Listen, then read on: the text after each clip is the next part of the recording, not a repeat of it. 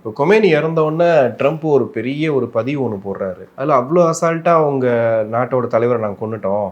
Trump வந்து ஒரு வடிவேல் மேலே தான், சர்வதேச வடிவேல் தான் ட்ரம்ப், புரியுதா உங்களுக்கு? அதனால் எடுத்துக்கலான்னா இப்போவே எடுத்துட்டானா? யார் எடுக்கல? அங்கே ஒரு கம்பெனி கிடையாது, 1000 கம்பெனி இருக்காங்க.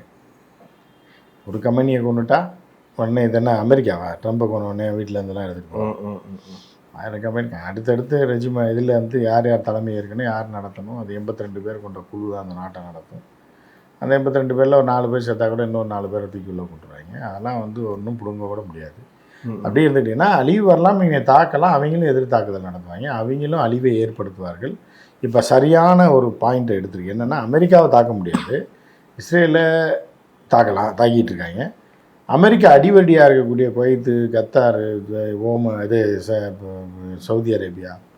ஓகே, இப்போ நம்ம ரீசெண்டாக ஒரு இன்டர்வியூவோட பேசியிருந்தோம். ஈரானுக்கு பக்கத்துலேயே வந்துட்டு அமெரிக்க போர்க்கப்பல்கள்லாம் இருந்துச்சு, ஆனால் ஃபுல்லாக ஹைஜாக் பண்ணி எல்லாத்தையும் வந்து டிசைட் விட்டாங்க அப்படிலாம் பேசினோம். ஆனால் இன்னைக்கு பார்த்தா நிலைமையே வேறு. அது அவனா திசை திருப்பிட்டு அப்படியே உட்காந்து இப்போ ஒருத்தன் கூட அவங்க ஃப்ரெண்டே இருக்கான், ரொம்ப பஞ்சாயத்து பண்ணிட்டே இருக்கான், போய் ஒரு பாரில் தண்ணி அடிக்கிறீங்க, இவனை இன்றைக்கி ஒரு பழி வாங்கணுன்றக்காக கொண்டு போய் எங்கிட்ட கோயம்பேடு ஓரத்து சந்தில் இறக்கி விட்டு வந்துடுறீங்க, இதோட சாகட்டும். அவன் அங்கேயே நின்றுருப்பான், 3 நாள் கழிச்சு திரும்ப வருவாங்க. அவன் ஏதோ போதையில் கொஞ்சம் தெளிஞ்சவொடனே ஏதோ சேர ஆட்டோ பிடிச்சி வீட்டுக்கு போயிடுவான். அடுத்த நாள் காலையில் வந்துடுவான்ல உங்கள்கிட்ட முன்னாடி. அது மாதிரி தான் அன்னைக்கு வந்து குழப்பி விட்டாங்க, அடுத்த நாள் அவன் அப்படியே இருக்க முடியும். ஓகே, இப்போ ஈரான் வந்து IRGCயோட இராணுவ அமைப்பை இறக்குறதா சொல்கிறாங்க, அதில் தலைவரோட மாற்றிட்டதாகவும் சொல்கிறாங்க. IRGC இராணுவம் தாங்க சண்டையை போட்டுக்கிட்டு இருக்கு, அது இறக்குறது இல்லை, அதுதான் அவங்களுடைய இராணுவமே.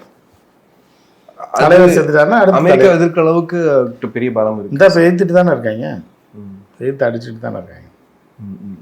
சண்டைன்னு வந்தால் இறங்க தான் செய்யணும், அதுக்காக போய் பொத்தி படுத்துற முடியுமா? ஐயோ அமெரிக்கான்னு, அது சண்டை போட்டு தான்.